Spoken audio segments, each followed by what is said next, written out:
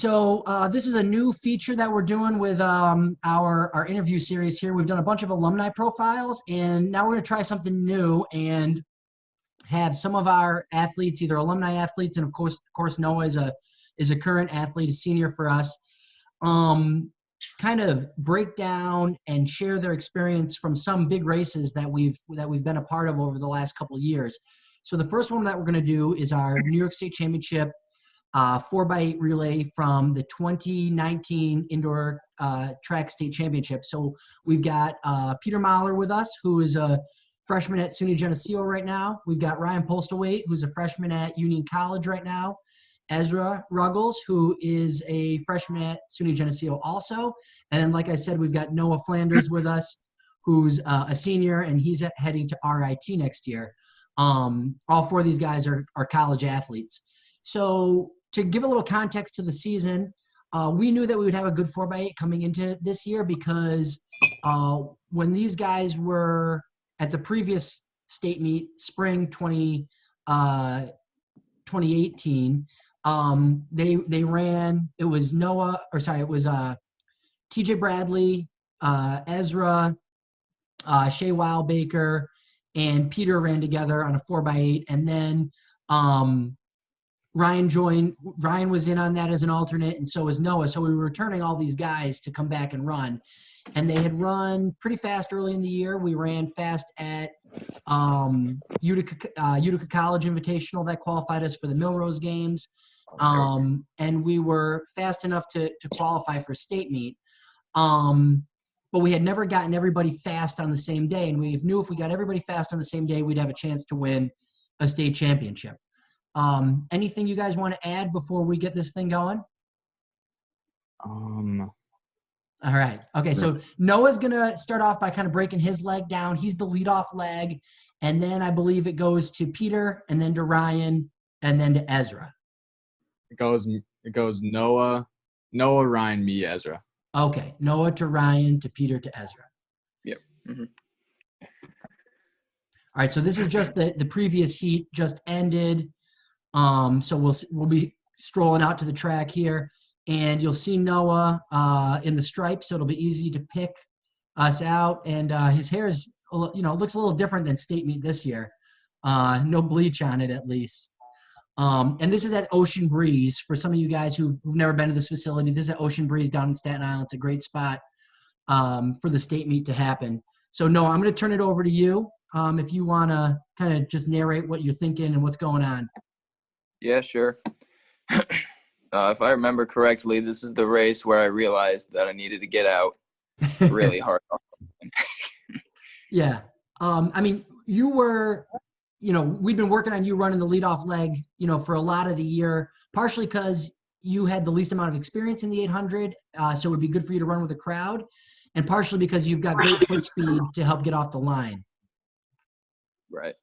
All right, so there he goes. Noah's on the outside box, so he'll be cutting in, coming around the next turn, right? It's a 2-turn stagger, I think. Yep. So yeah, Noah, what are you kind of thinking at this point? Kind of what's going through your mind? It's a 4-lap race. You're running an 800. So what are you thinking about right now? I mean, the whole race, because I was still relatively new to the 800, but the whole race I was just trying to maintain with that front pack. See right there, I kind of got stuck on the outside. Yeah. I was trying to make my way to the inside, but and then I just kept getting caught in different places behind certain people, just trying to still maintain with that front group, really. Yeah, I mean, you do a nice job of maintaining contact, but like right here, we can see you kind of get swallowed up a little bit, and you're kind of stuck on the inside rail, which is a dangerous thing that can happen in indoor races. And you've been sort of spit out the back, and I can see right now you're making a concerted effort to try to get back to where you belong, but you're dealing with some traffic there. So yeah, you've got 300 meters to go in the race. So what are you thinking to yourself now coming into that last lap? That last lap, you know how I love to kick that last lap. Yeah. But I don't think I put the jets on really until the the last 100 meters, if Right, I so remember correctly. You moved up probably about 3 or 4 spots, and here you go again. You'll be closing pretty well, I think. Yep, you're moving up into the shoulder, the second place guy. Now you've moved all the way to second and are closing in I'm on the so- leader. So, Peter, we're going to turn it over to you. Or sorry, Ryan, turn it over to you. What were you thinking when Noah's coming in and you were going out? Well, I was pretty surprised that Noah went basically from like last and all the way up.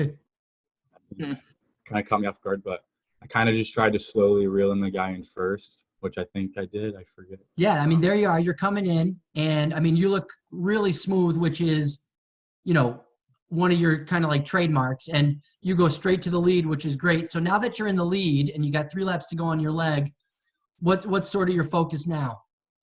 Well, I know that I believe one of the faster kids on, I forget what team it was, but he was in that like on my leg as well. Arlington, I think.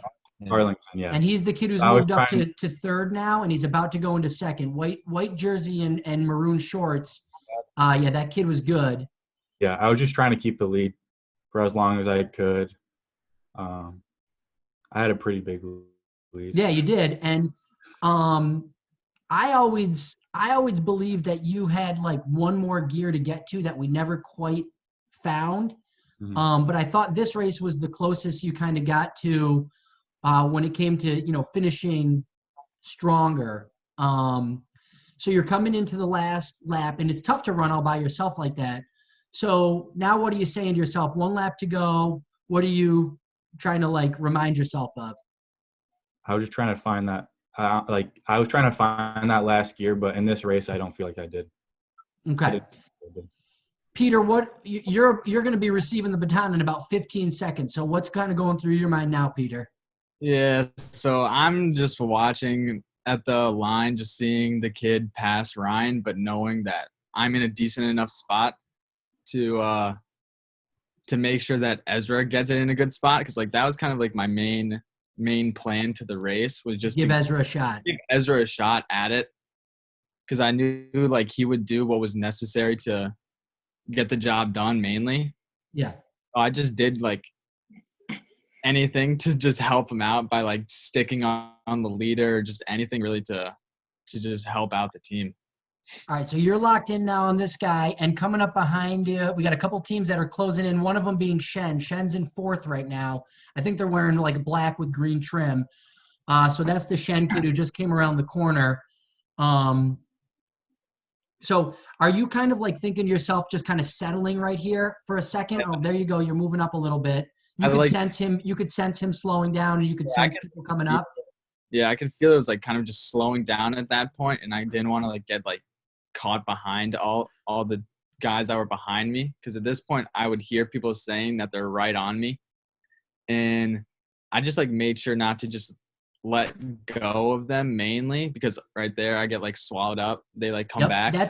This is where I was nervous. When I was spectating, I was nervous too, because you got swallowed up like you said, and it was a tough position for you to be in, but yeah, we're going to see you fix that quickly. You went from 1st to 4th, but you never let a gap form, and you went wide here with 1 lap to go, and we'll see you start to build and try to turn up the heat here to get Ezra a shot at the finish. That was an absolutely critical decision that you made by moving when you did off of the bank and not allowing a large gap to form, and essentially, getting the lead back for us, and you're going to pass off here in the lead. So Ezra, what's going through your mind now that you're getting the baton, 4 laps to go with about a 1 second lead? Well, when I saw Peter got swallowed up, I was like a little bit nervous, but then I saw him make that like strong move. I was like, oh, we might be in this. And then I got it in first. And I was also nervous because Shen was also there. Yes. And it was like we let them in that year, so it was like kind of scary. It's like, oh, yeah, I didn't mention that, but that's something we can maybe talk about after the race. Now, you're going out hard, obviously. I mean, you went from about a 1 second lead to maybe a 2-3 second lead right on that first lap, and I'm obviously where I am is not important, but right now where Ezra's going by, that's where I would stand when I'm at Ocean Breeze on that far corner. And I was so nervous at this point that you had gone out too hard or, because we were looking so good. I mean, at this point, were you starting to feel any sort of like excitement or like we've got this, or were you just kind of like run for my life? I was running for my life. I didn't really think I had it until 10 meters from the line, and then I was like, oh crap, we did it. Yeah. So yeah. I was Remember we kept like yelling at Ezra, go, go, go. Yeah. So what are you guys? What are you guys thinking and feeling right now? Because Ezra's got a nice lead. I mean, he's really gapped these guys. So what's going through your head as you're watching them, guys? Like when I was like, I like just handed it off. So I was on the bend just watching him, and I was just mainly just making sure that I was screaming at him and telling him that they were right behind him to make sure that yeah, you guys are the That's worst. what I did too. I told them, look, that's me going nuts right over there. And I'm like telling them that they're about to catch him and everything. And you can't even see anybody on the screen anymore. He's completely run away from the crowd. As Ezra's finishing, let's look around for some teammates here, because I'm sure you guys will be going nuts. Yeah, there's everybody. Peter's clapping and everybody's. Yeah, so I mean that was an incredible race. So Ezra, you said you didn't feel comfortable with it until you were about 2 or 3 steps from the line, basically.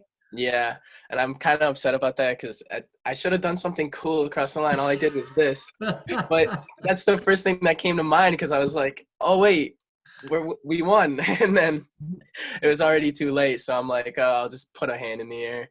Right. Well, I mean, cooler. I would rather have it that way than the opposite way, like the way Northport got caught at the line by St. Anthony's from outdoor the previous season. Let's see if they scroll over. They might get you guys. Hopefully, the video goes long enough that they can get you guys. I don't know if we already hugged on the side or not. I think we did. I think we did. Yeah. Yeah, that was quick. Yeah. So there's the end of the video. Was a possibility going into the race? I knew. Well, I kind of had the idea that we had a very strong chance going into it because of our previous encounter at outdoor estates in the spring. Yeah. And like having like me and Ezra like coming back and Posty being healthy, because his spot he dropped out. Right, he was dealing with an injury before outdoor states. Yeah, Ryan would have probably run at states. It was a last minute change in with TJ. Yeah. But I knew like coming back, we would have like some depth and like strength going into it because not many people were like bringing people back. Yeah, we had the best group coming back on paper. We just hadn't run, like I said, the best time altogether yet. A couple of those teams beat us at Milrose. I think we were maybe seated 3rd or 4th going into it. But the other thing that we had talked about was kind of how we allowed Shen into the meet, I guess, in a sense.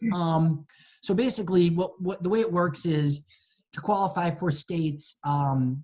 If you win at your state qualifier meet, you're automatically in. No matter what your time is, you're automatically into the meet.